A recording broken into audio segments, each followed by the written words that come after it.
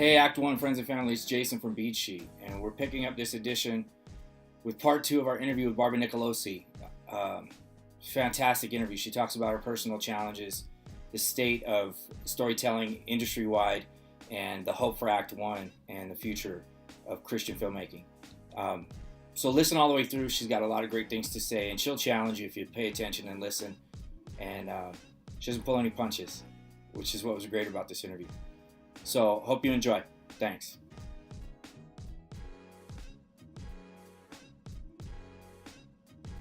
So the big question with the founding of Act One was, what were we doing? What exactly was going to be the selling point? What was it that I was marketing?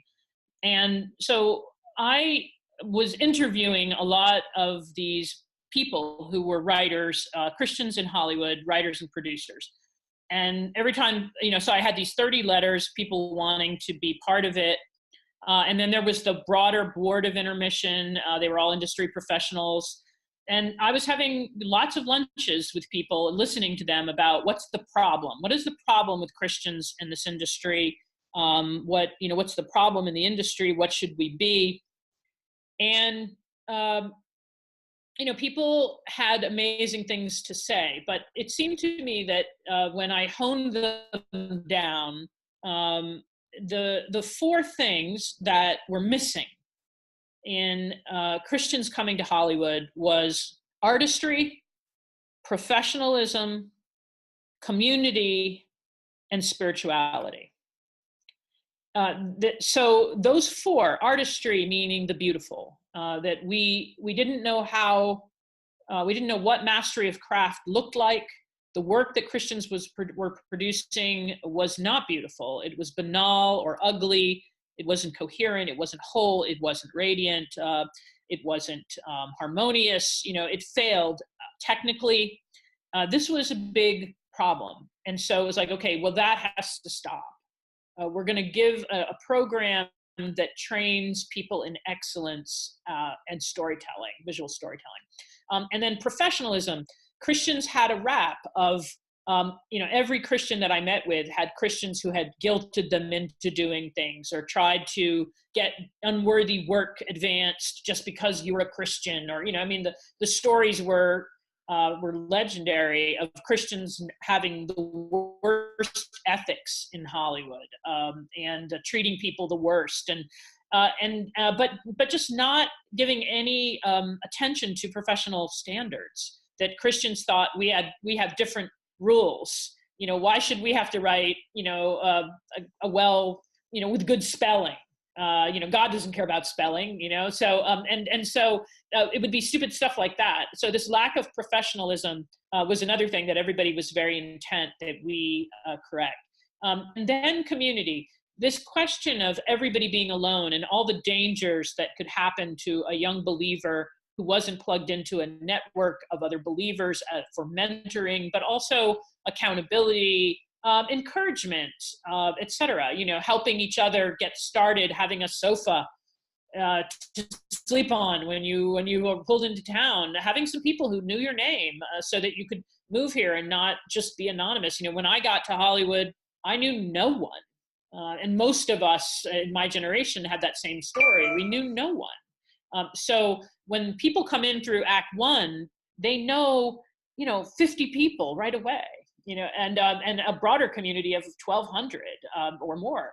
This is an amazing blessing. So the community thing, how to plug people into community, how to create community, that was another thing. And then finally, spirituality, the idea of spirituality, I would say, / ethics, that what is an ethics of story? What is an ethics of the business?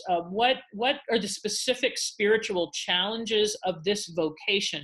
Everybody had a story to tell about how back home people told them, in the church, don't go to Hollywood and be an actor or a writer or whatever. You're going to the throne center of the devil. This is a dangerous place. Why would you want to be there? And so the idea of kind of figuring out, no, God has called us here. And what are the specific vocational challenges of this life? What are the specific temptations and how to overcome them? So instead of having classes that would deal with each one of those, I told every one of our instructors, I want you to hit on all 4 of them in every class. So every class had to be about beauty and mastery of craft, artistry, professionalism, community, and spirituality. And so that gave us our character. It gave us something to sell. And I would only add a footnote to that. One other thing that was huge in the Act One founding was that we were not creating Act One to write Christian movies. Of course, back then, there really weren't that many Christian movies. There were only a few, and they were even more egregiously bad than they tend to be today in terms of artistry and craft.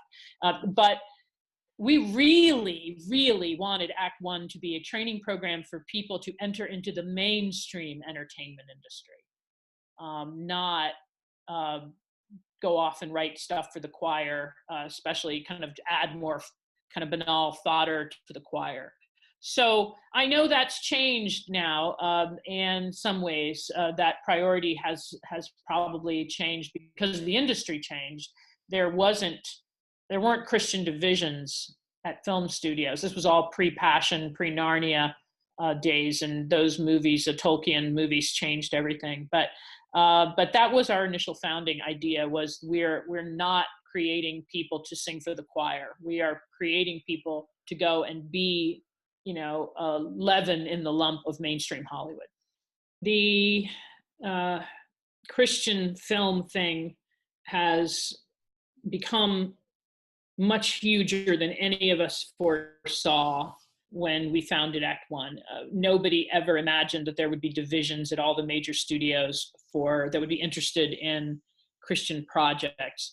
And when I say Christian projects, I mean, I don't even like using that term. I'm not even sure sometimes what it means, but it seems to mean a product made by Christians for Christians with very low budgetary standards, very low numbers, very small, very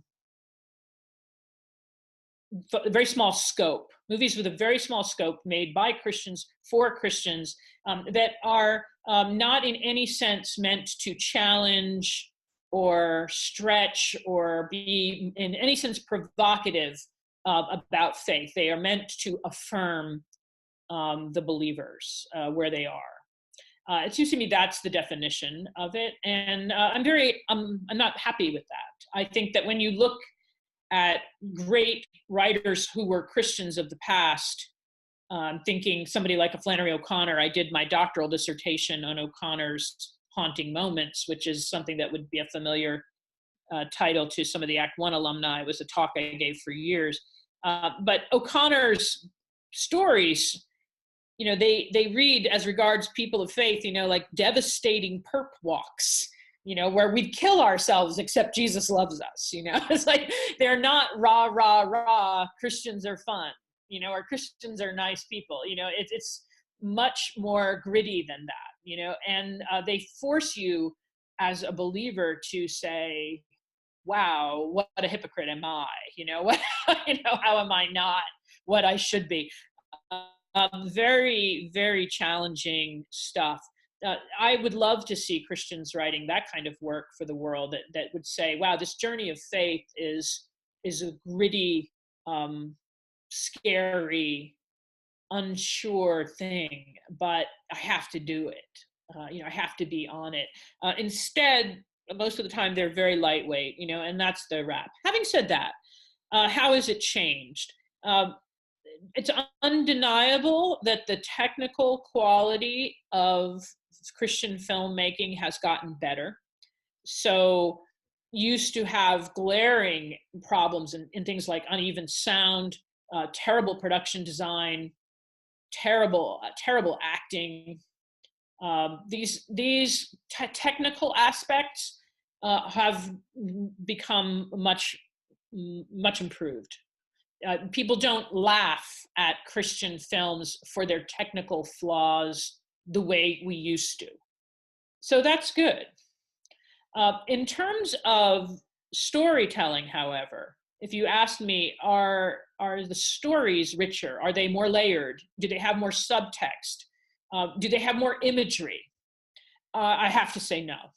I find that there is some advancement in the dialogue is a little less hokey. Maybe the themes are at least present now. There's some people even trying, but overall, the movies that I see come from believers are easy. They still are easy. And so in that sense, I think Act One has failed. Having said that, I think Act One's message was clear. It was clear that Christians need to do work that is not even just at the level of the secular world, but better. It needs to be more profound and more beautiful. That hasn't happened for a whole bunch of reasons. But what I found is that a lot of people are making a living, and a good living, at making affirming work for the subculture. So that, and unfortunately, that can, it's the golden handcuffs kind of thing. They'll pay me $70,000 or $60,000 or $50,000, which would actually be huge amounts to write a Christian film, right?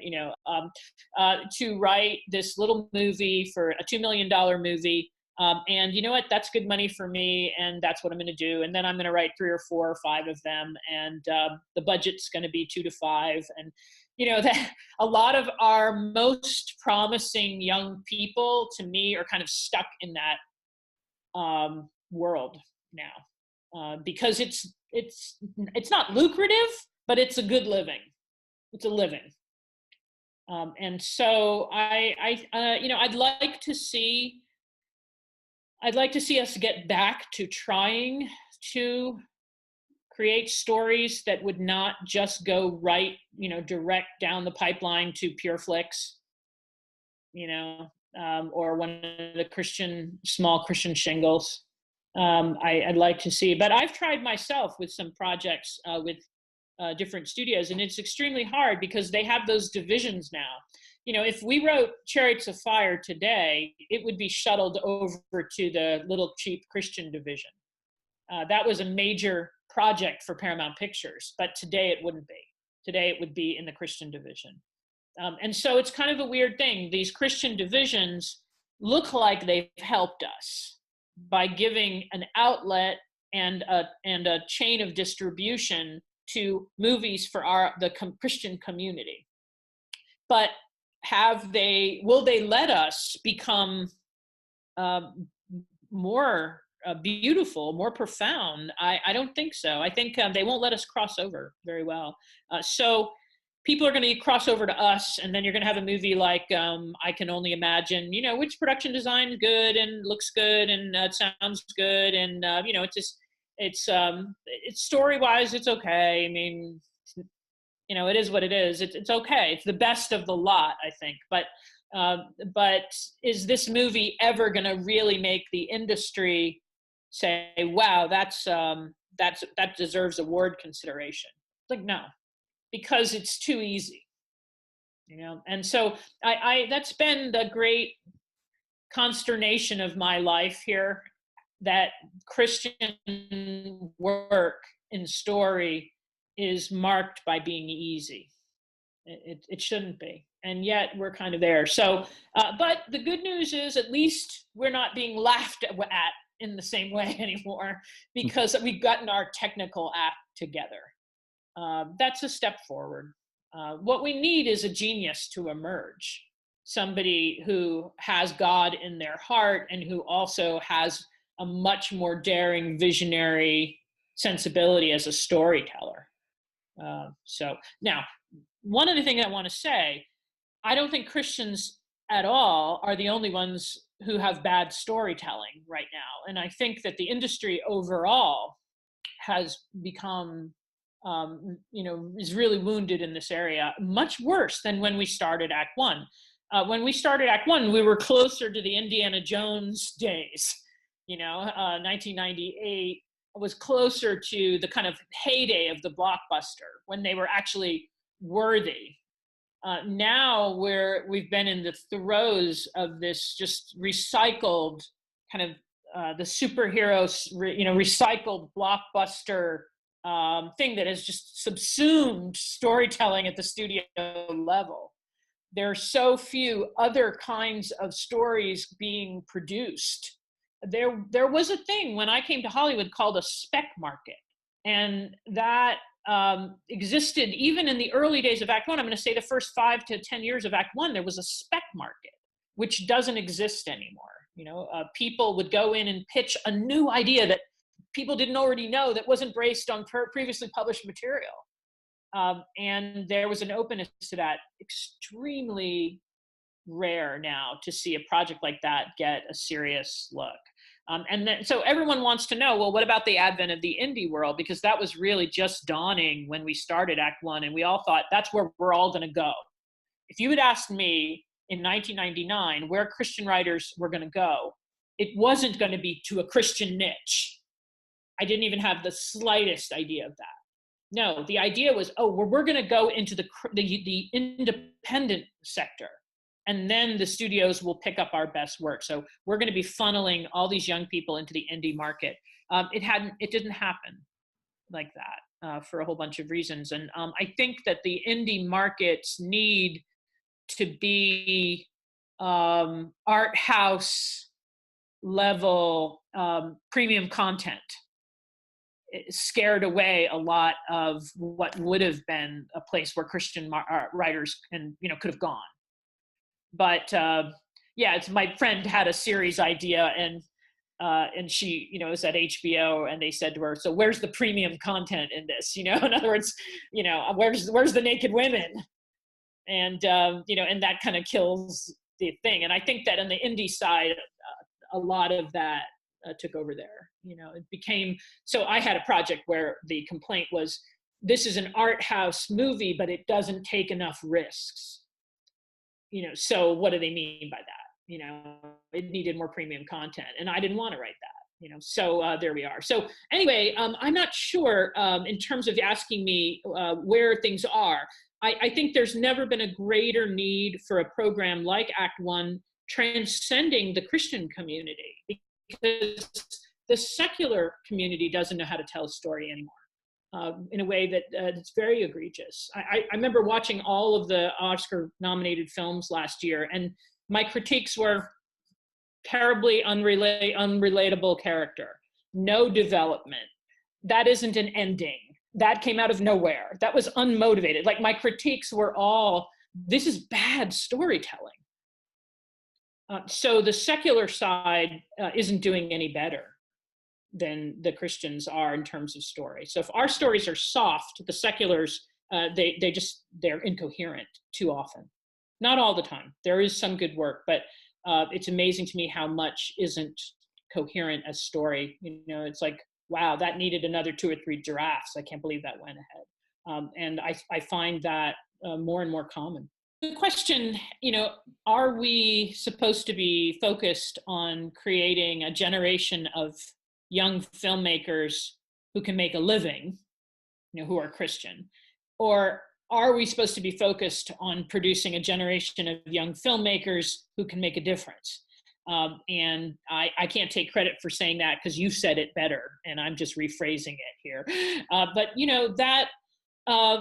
what's happened is the first, make a living, has become enough for us, make a living. And there's also this sense of, if people are buying it, it must be good, it must be serving them. And all of that can be true. I'm not saying these projects are harmful the way they used to be. I think that things like Facing the Giants, The Champion, Mercy Streets, these are early Christian projects.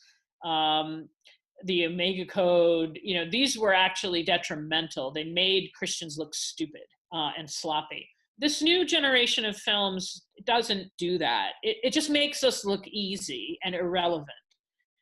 And also, it's kind of like, well, if you're one of them, this works for you. If you're not, this doesn't. That very much like it's like Christians are making golf movies now, and the golfers, like to go to golf movies, and they get golf movies, and now Christians have their own kind of golf movies. And it was, Act One was never about doing that, but that's where we are. So how do we kind of break out of it? Well, as I said, one way would be a genius. Another way would be someone with the resources who also understands the movies. So one of the things we've seen over these last 20 years is huge investments of money by Christians. So I'm thinking of Phil Anschutz, Walden Entertainment. How many hundreds of millions did they lose and waste? But my critique of Walden movies every single time I went was, this screenplay is horrible. The screenplay is horrible. They ruined Charlotte's Web. They ruined Journey to the Center of the Earth. They ruined, it's movie after movie with huge budgets and major stars and production values, but the screenplays were lousy. And they never had figured out what was wrong with the writing. And it was interesting to me because at one point I met with Chip Flaherty, who's Mike Flaherty's brother. And, I'm telling the story honestly. And I said to him, what have you all learned in your hundreds of millions of dollars at Walden? And he said, well, we've learned that the most important decision you make when you put out a movie is what weekend you release it on and who you're competing against. And I was like, wow, that was the biggie, huh? That was the biggie. Not I need a really solid plot, that's built around necessity and has high stakes and, et cetera, all the storytelling considerations. So so what you had there was huge amount of money, but a terrible ignorance about fundamentally what makes story work. And when they did reach into the industry and bring in people who had successful backgrounds, and they came in, but they still didn't know how to make stories, because the industry itself was losing that. And that's been the story that we've seen the last 25 years, the loss of the ability to tell a story. So there was that mistake. The other one that was pumping major money into it was, so that was Phil Anschutz and the Walden thing was the other big, totally doing it. So you look at something like the VeggieTales experiment, where in some ways, they didn't know what they didn't know, and they didn't trust enough. And so they made that pirate movie, which basically bankrupted the franchise, because they had to do it their way, all their way, and only their way. And there you go, so some lessons we've seen where we did have the money to play with, would be neat to kind of sit back and say, okay, well, what went wrong here? Why didn't this work? But overall, I think the problem is we don't have the genius. That's the visionary person who actually understands the mastery of craft, united to unusual depth, and then who has the resources to kind of realize their vision.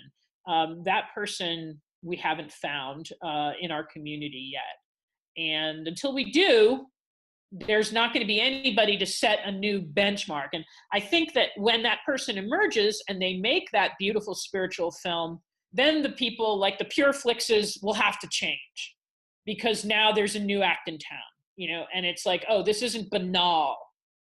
We can't be banal anymore. But right now they're making a good steady living being banal, and it's like, and then people like me get called, well, you hate Christian film. It's like, I don't hate Christian film. I hate bad film. And I'm not going to sit there and give us extra credit because people who believe in Jesus made this stuff.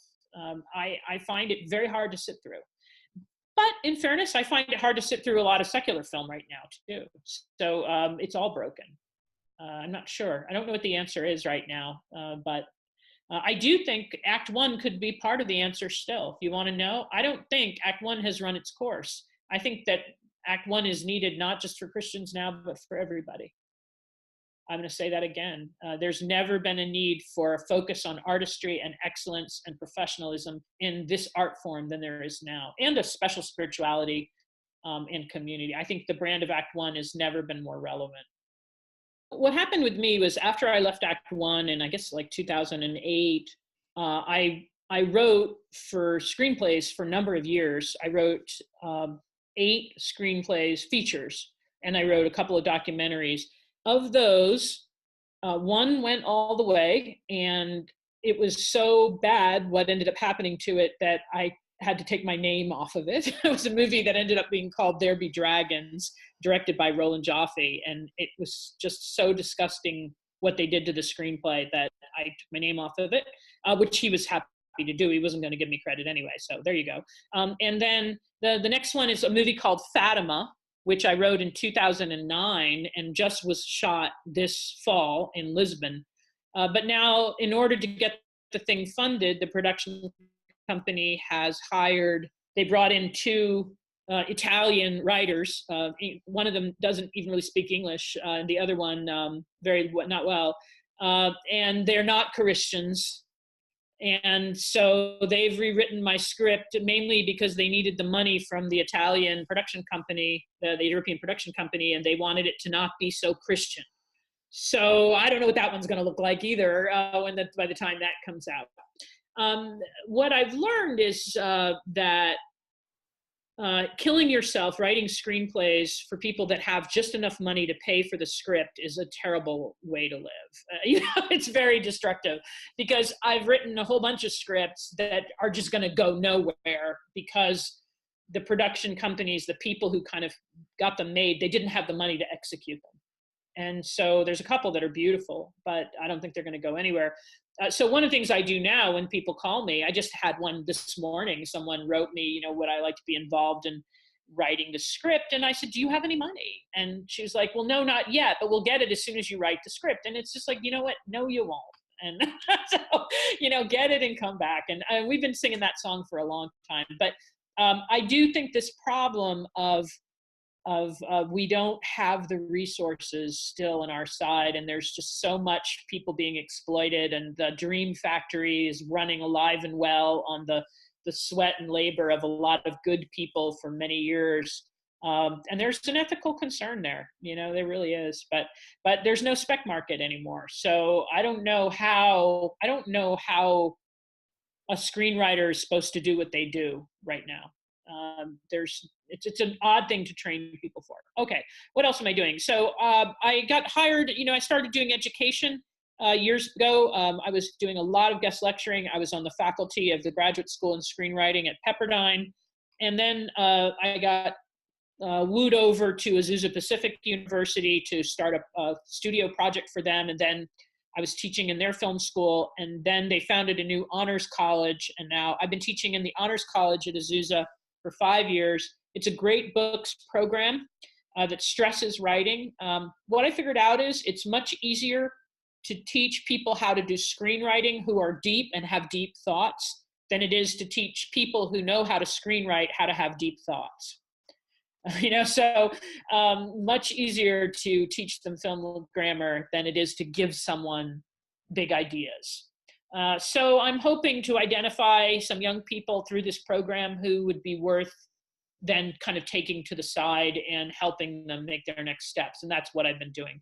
Now, my goal, my next dream is the Institute for Narrative Studies.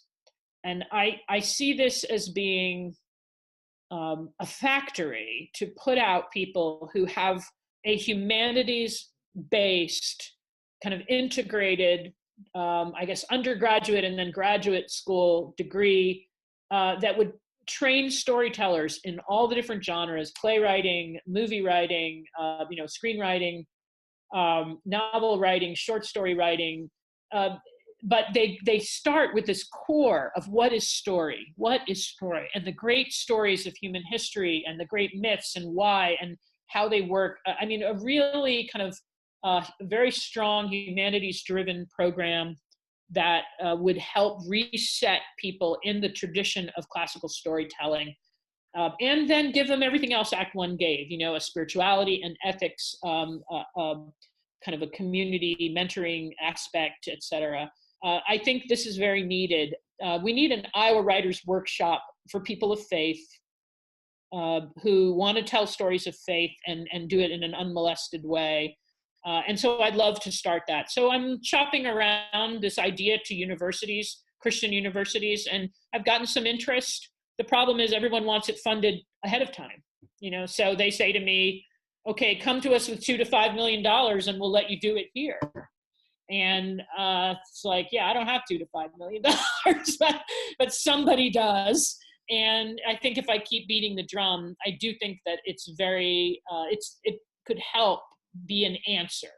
Because right now, as a Christian, if you want to go study somewhere and become a great storyteller, there's no place that pops into your mind of where that would be. You have to go get your Christian act together and then throw your hat in the ring in a secular school that would be better than most. But like I said, the secular schools in the last few years are not doing any better than Christians are at storytelling. Everybody has forgotten how to do it. So we need someone to call attention back to this art form of story, of narrative. What is it? And how do we make it work again? So that's my dream, the Institute for Narrative Studies, the Story Institute. And hopefully, God willing, we'll find a place for that. And I had a little, I was going gung-ho on it, and I had 3 schools that were interested last year. And then May 1st, I was diagnosed with breast cancer. And so I spent the whole last 7 months of 2018 being treated, wig, but now, God willing, cancer is behind me. I finished my treatment, and hopefully we can get back on track with this. So if anybody wants to pray for something, pray for the Story Institute. And that would be, maybe that's what God wants me to do next. Now that I have the PhD, maybe the academic world will trust me to do it in a way that they wouldn't before. So what I really want to say to the Act One community is, I think there's never been a more needed moment for Act One now. And I don't know if Act One's going to make it, because financially they are in a very tough way. Having said that, their mandate is still very needed. Professionalism, artistry, community, and spirituality. We need this in Hollywood. We need this in the entertainment industry and all the sectors. So I just want to encourage us all to kind of reclaim that founding vision. And try to make it, try to realize it in your relationships, in your work, and maybe, start another Camelot in the next few years. Those of you could improve on what we did, our generation, and say, okay, for the next generation, we're going to have something even better. But I think the days of the Act One kind of thing, I don't think they're over. I think we just have to find a way to do it now in a different way. But thank you very much for listening to me, and thanks for inviting me to do this. And thank you for these 20 years, Act One. It's been very surprising in every way. We never thought we would be having a 20th anniversary when we started it. So that's a great, great grace of God and this wonderful community.